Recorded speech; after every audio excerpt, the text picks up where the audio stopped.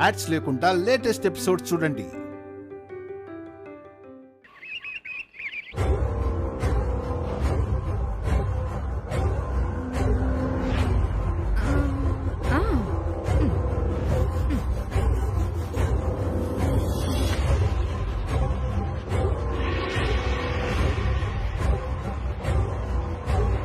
వదినా, ఏంటి ఏదో మంత్రాలు వేస్తున్నట్టు గాల్లో చేతులు అలా తిప్పుతున్నావు?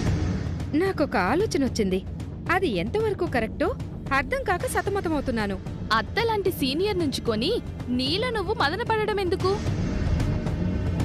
అత్తతో షేర్ చేసుకో, సరైన సలహా ఇస్తుంది. అయితే చెప్తాను వినండి.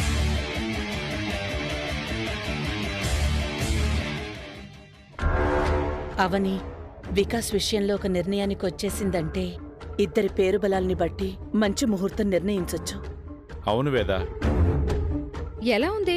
నువ్వు ఆలోచించిన దాంట్లో తప్పులేదు. కావ్య, నువ్వేమంటావ్? అవును, తప్పులేదు. ఇంకా వెనకడుగు వేయకూడదు వదినా. అటో ఇటో తేల్చుకుందాం, పదండి. కాఫీ ఏమైనా తీసుకురమ్మంటారండి? ఏం అవసరం లేదు. అమ్మా, ఏంటమ్మా? నీతో ఒక ముఖ్యమైన విషయం మాట్లాడాలి. చెప్పమ్మా. నువ్వు మొదలు పెట్టలావణ్యా. ఒక తల్లిగా నీ బాధను నువ్వే మొదలు పెట్టడం కరెక్టు.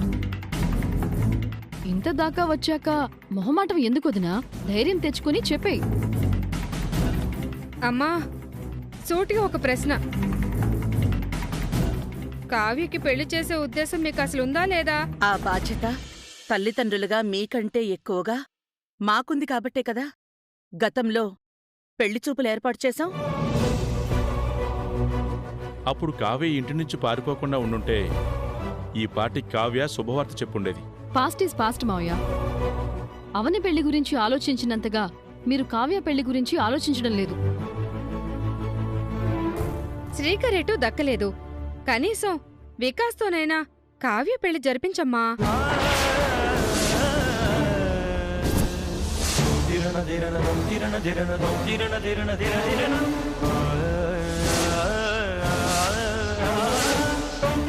వికాస్తోనా? నిహారికని కోడలు చేసుకోబోతున్నావు, కావ్యనేమో గాలికి వదిలేశావు. ఎంతైనా ఇంట్లో వాళ్ళంటే నీకు చులకనేలే. నువ్వేం చేస్తావో నాకు తెలీదు. కావ్య వికాసుల పెళ్లి జరిపించు. కానీ వికాస్ పెళ్లి అవనితో అనుకుంటున్నాం కదమ్మా. వికాస్ని చేసుకోవడానికి అవని 1% అయినా ఇంట్రెస్ట్ చూపిస్తుందా? వికాస్తో బయటికి వెళ్లమంటే గంట సేపు ఆలోచించింది. అందరం బ్రతిమలాడుకోవాల్సొచ్చింది. వికాస్ మంచివాడు, డబ్బున్నవాడు. కావ్య లైఫ్ బ్రహ్మాండంగా సెటిల్ అయిపోతుందమ్మా. వికాస్ సంబంధం మనం చూసింది కాదు కదా వసంత. నిహారిక చూసింది. వికాస్ గురించి చెప్పిన రోజున అందరూ నిహారిక మాటకి వంత పాడారు. ఇప్పుడు ఇలా మాట్లాడతారేంటి? అయితే నిహారికనే పిలిచి మాట్లాడదాం. నిహారిక, నిహారిక!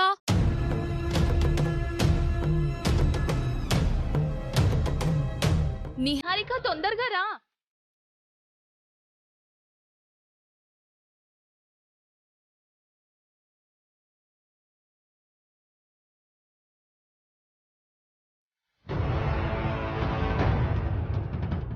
ఏంటత్తయ్య పిలిచారు? అమ్మమ్మ తాతయ్యలు నీతో ఏదో మాట్లాడాలంట. ఏంటత్తయ్య? మేము మాట్లాడేదే ఉంది.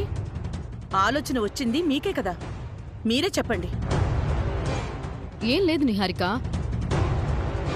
వికాస్ని అవనికిచ్చి చేద్దామనుకుంటున్నాం కదా. అవును. దాంట్లో ఒక స్మాల్ చేంజ్ ఉంది. ఏంటది? కావ్యకిచ్చి చేస్తే మంచిదని వదిన ప్రపోజల్.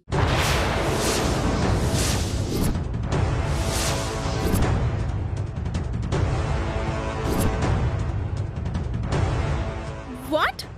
వికాస్ మంచి మనసున్నవాడు. నా కూతురు శ్రీకర్ని ఎటూ నీకొదిలేసింది కాబట్టి నువ్వు వికాస్ని కావ్యకిచ్చి చేశావంటే కావ్య బతుకు బంగారం అయిపోతుంది. అవనికి వేరే సంబంధం చూద్దాం. సడన్ గా ఈ మార్పులేంటి? ఈ చెడ ఆలోచనలేంటి మీకు? ఇందులో చెడేముంది నిహారిక? అవనికి ఎటు వికాస్ అంటే ఇష్టం లేదు. వికాస్ నాకు ఓకే. అత్తయ్య గారు, వీళ్ళలో సడన్ గా ఈ చేంజ్ ఎందుకొచ్చిందో నేను డైజెస్ట్ చేసుకోలేకపోతున్నాను. కాసేపు నేను వీళ్ళ బ్రెయిన్ వాష్ చేసి తీసుకొస్తానుండండి. మీ ముగ్గురు కాసేపు పక్కకు వస్తారా? లేదు లేదు, ఇక్కడే తేలిపోవాల్సిందే. వసంత గారు, నా మాట వినండి. చిన్న పిల్లల చెయ్యకండి. రండి. అరే పదండి.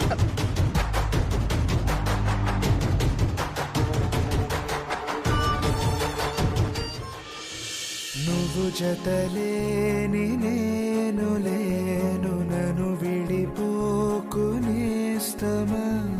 నువ్వు కనరాని చోటు లేదు, చేరలేని దూరమా. నా కంటి ముందు లేకున్నా అవని నా కళ్ళ ముందు నుంచే పరాయి వాడితో వెళ్తుంటే ఆపలేకపోయాను. నాకెందుకో ప్రమాదం ముంచుకొస్తుందనిపిస్తుంది. మమ్మల్ని కాపాడే మ్యారేజ్ సర్టిఫికేట్ సరైన సమయంలో మా దగ్గర లేకుండా పోయింది. ఏమైందో, ఎవరు తీశారో ఒక్కటి అర్థం కావట్లేదు.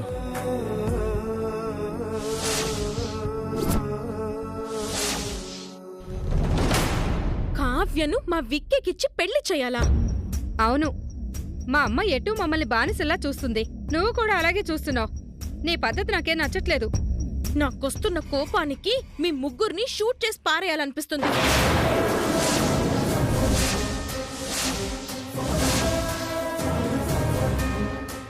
మీకసలు దిమాకుందా? ఎందుకలా మాట్లాడుతున్నావు? కోరకూడదు ఏమైనా కోరామా? నీకు మేము ఫుల్ సపోర్ట్ ఇస్తుంటే నువ్వు మాత్రం మాకు సపోర్ట్ చేయడం లేదు. నేనెన్ని రోజులని ఈ ఇంట్లో మీ అందరి మొహాలు చూస్తూ కూర్చుంటాను? వికాస్ని చేసుకునైనా హాయిగా దుబాయ్ చెక్కేస్తాను. నిహారిక, ఇది చాలా రీజనబుల్ డిమాండ్. నువ్వే అర్థం చేసుకోవాలి. ఏం కాపుతారా?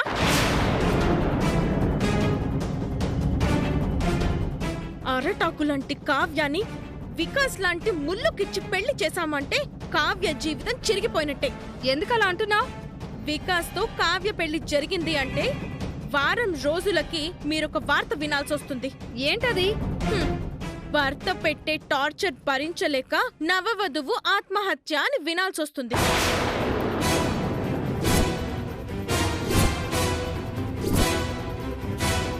పారాణి ఆరకముందే నిండు ప్రాణం బలి అని ఒకరు, దుబాయ్లో తెలుగింటి ఆడపిల్ల మరణం అని ఇంకొకరు, భార్య పాలిట యముడిలా మారిన భర్త అని ఒకరు. Print media, electronic media, social media అందరూ వారం రోజులు పండగ చేసుకుంటారు. అంత మంచివాడిని పట్టుకొని ఎందుకలా మాట్లాడుతున్నావు నిహారిక? మంచివాడని నీకెలా తెలుసు?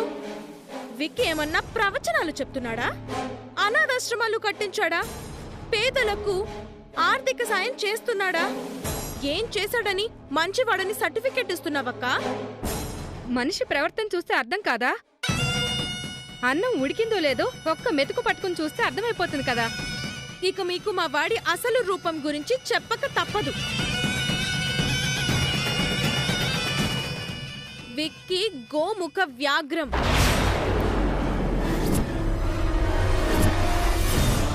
పైకి కనిపించేంత మంచివాడు కాదు, పరమ దుర్మార్గుడు.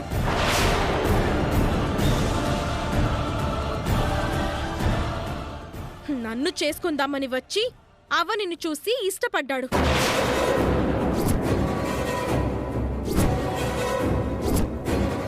అందుకే నన్ను వదిలేశాడు. లేదంటే వాడికి నేను బలైపోయి ఉండేదాన్ని.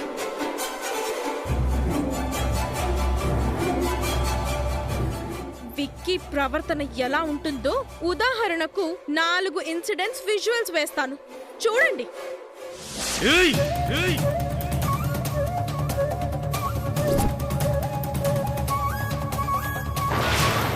నేను మీకిచ్చిన డబ్బుకి బదులుగా నాకు నిహారికే కావాలి. This is called smoke bomb. నువ్వు నా మ్యాటర్ అలా చెప్పడం మరో 5 నిమిషాలు లేట్ అయి ఉంటే దీన్ని వేసుండేవాడిని.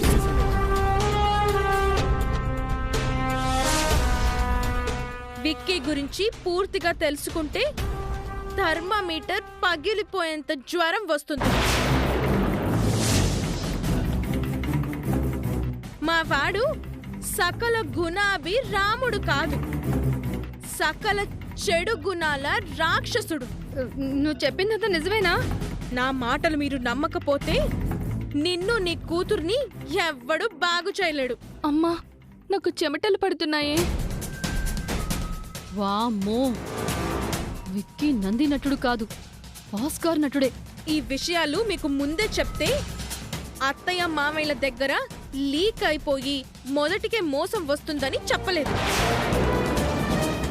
అలాంటి వాడైతేనే అవ్వనికి నరకం చూపిస్తాడని వాళ్ళ పెళ్లి చేద్దాము అని నేను పక్కాగా ప్లాన్ చేసి వర్కౌట్ చేస్తున్నాను. పెళ్ళైన వారం రోజులకి వాడి చేతిలో అవ్వని చస్తుంది చూడండి. కావాలంటే మీకు బాండ్ రాసిస్తాను. ఏమంటారు వసంత గారు? సంబంధం సెట్ చేయమంటారా? వద్దు తల్లి, వద్దు. నా బుద్ధి గడ్డి తిని అలాంటి ఆలోచనకు వచ్చేశాను. సార్ అంత మంచివారని తెలియక తొందరపడ్డాను.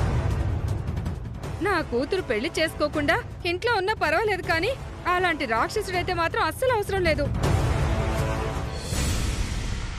ఇందాకటి నుంచి నేనే మాట్లాడుతున్నాను, మీరు పెద్దగా మాట్లాడటం లేదు. మీ తేనె పలుకులు వినాలనుంది. మా పెళ్లి విషయం చెబితే అర్థం చేసుకునేవాడిలా ఉన్నాడు. చెప్పేస్తాను. మనసులోని భావాలు చెప్పుకోవాలంటే అట్మాస్ఫియర్ కూడా సపోర్ట్ చేయాలండి. అందుకే కాఫీ డేకి వెళ్దామా అని అడిగాను.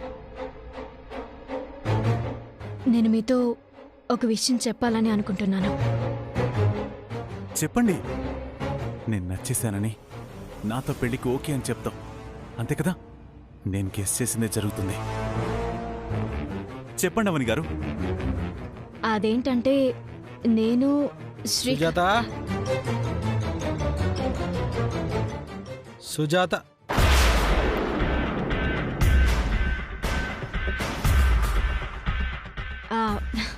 సుజాత గారి భర్త అండి.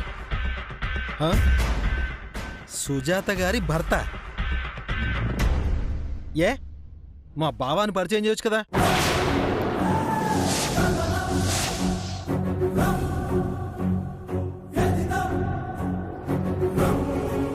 వాట్? బావా? అవును. ఎందుకంటే అవని. నేను చెప్తానండి. ఏం లేదు, సుజాత గారిని నేను అక్కలా భావిస్తుంటాను. అందుకే ఈయన బావవుతారు. ఎంతకాలం ఇలా సాగిస్తారో సాగనివ్వండి. ఇంకా మనం బయలుదేరదాం పదండి. రండి. సుజాత గారు రాలేదు కదా? మరోసారి వచ్చి కలుద్దాం. నాతో ఏదో మాట్లాడాలని మొదలుపెట్టారు కదా? అది ఏం లేదండి, జనరల్ టాపికే. అంతేనా? ఇంకేదేదో ఊహించుకున్నా. బయలుదేరదామా? కాసేపు ఉందామండి. నాకు కంఫర్టబుల్గా లేదు, వెళ్దాం. రెస్టారెంట్కి వెళ్దామా? వద్దు, ఇంటికి వెళ్ళిపోదాం. అసలు ఇక్కడ ఏం జరుగుతుంది? ఇతనెవరవని అడుగుతున్నాను కదా. నా ఇంటికి ఇంత ధైర్యంగా తీసుకొచ్చావు, ఎవరో చెప్పు. ఆడపిల్ల కదా, చెప్పుకోవడానికి సిగ్గుపడుతుంది. నువ్వు మగాడివే కదా, సిగ్గు లేకుండా చెప్పు. అదే, సిగ్గుపడకుండా చెప్పు అంటున్నా. ఇంతకీ నువ్వెవరు బ్రదర్? నేను వెళ్దాం పదండి. చెప్తున్నాడు కదా, నువ్వు ఆగు. నువ్వు చెప్పు. నేను అవనిని పెళ్లి చేసుకోబోతున్నా.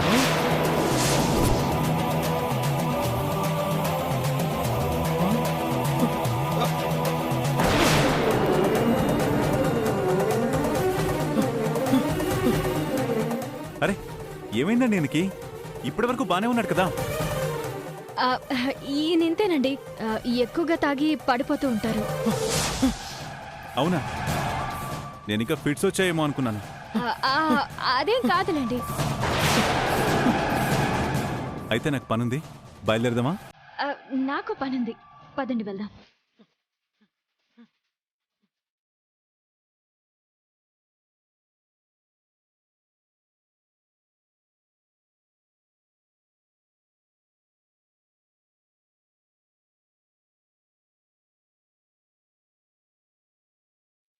మిమ్మల్ని ఇంటి దగ్గర డ్రాప్ చేసి వెళ్తాను, కూర్చోండి.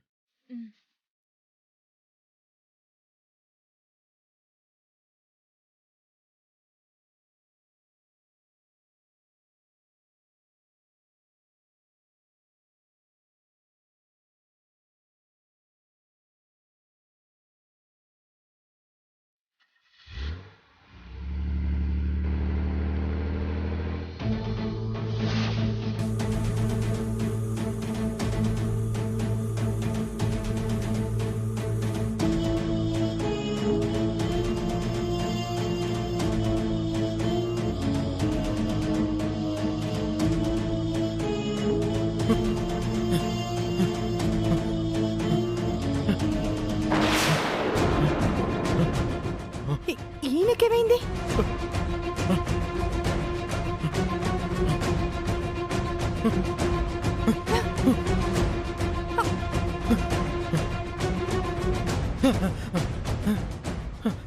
వాళ్ళేరి? అవని వాళ్ళు వెళ్ళిపోయారుగా. వెళ్ళిపోయినట్టే ఉన్నారు. మరి నీకేమైంది అలా ఫిట్స్ వచ్చిన వాళ్ళ కొట్టుకుంటున్నావు? ఎంత తాగావేంటి? నేను అసలు తాగలేదే బాబు. మరేమైంది? వచ్చినోడు ఏమన్నాడో తెలుసా? అవనీని చేసుకోబోయేవాణ్ణి అని అన్నాడు. ఫంక్షన్లో ఒకడు కనబడ్డాడు, ఇప్పుడు ఇంకొకడు కనబడ్డాడు, రేపు ఇంకెవడు కనబడతాడు? పిచ్చి పిచ్చి మాటలు మాట్లాడుకో. నాకు షాకుల మీద షాకులు తగులుతున్నాయి. నేను పిచ్చోన్న ఎలా ఉన్నాను. నువ్వేమో అవని నీ చెల్లెలు కానట్టు మీ మేనమామ వాళ్ళకి దగ్గర అంటున్నావు. అందుకే ఈ విషయాలేవి నువ్వు పట్టించుకోవద్దు. ఇలా కాదా, నేను 90 వేయాల్సిందే.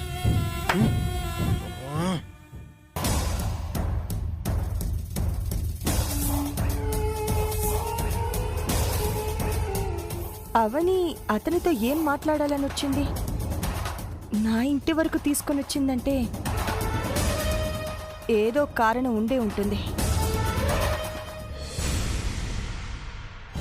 ఏమండి? ఏంటి వేదా? కావ్య పెళ్లి విషయంలో వసంత ఆవేశంతో మాట్లాడినా కూడా తన ఆవేదనలో అర్థం ఉందండి. పెళ్ళిడికొచ్చిన కూతురి పెళ్లి చేయలేకపోతున్నావనే బాధ వసంతలో కనబడింది. నేను బాగా ఆలోచిస్తే నాకు అదే అనిపించింది వేదా. నిహారిక అవనీల పెళ్లిళ్ళు త్వరలో కాబోతున్నాయి. కావ్యకింకా కళ్యాణ గడియలు సమీపించడం లేదు అని దిగులు పెట్టుకుంది పాపం. వారి వాదనలో న్యాయం ఉంది. వెళ్ళి వాళ్ళతో మాట్లాడదాం పదండి. పద. మనం మాట్లాడుకుందామనొచ్చి చాలా సేపు అయింది. మీకు వికాస్ గురించి ఫుల్ క్లారిటీ ఇచ్చాను కాబట్టి వెళ్ళి ఏదో ఒకటి మేనేజ్ చేసి చెప్దాం రండి.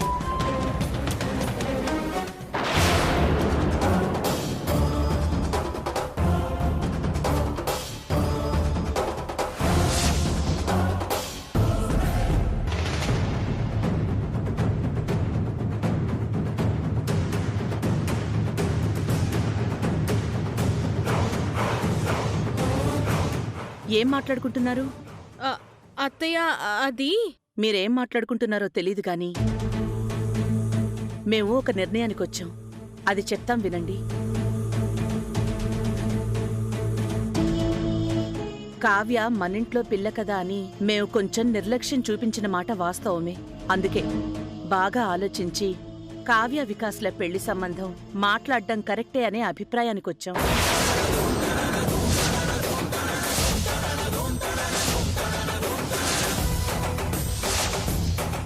ఇద్దరు బయటనుంచి రాగానే అవనితో నేను మాట్లాడతాను.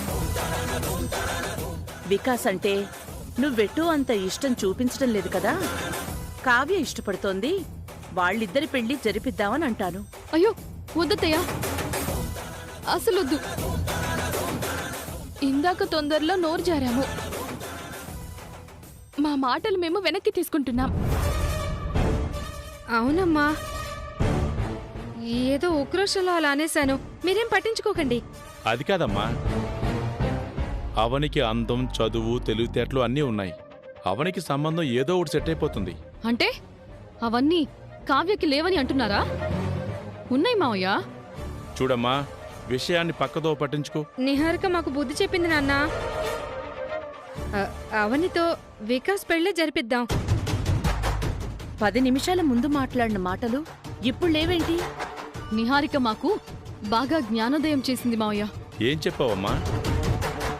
వికాస్ గురించి అన్ని నిజాలు చెప్పింది తాతయ్య.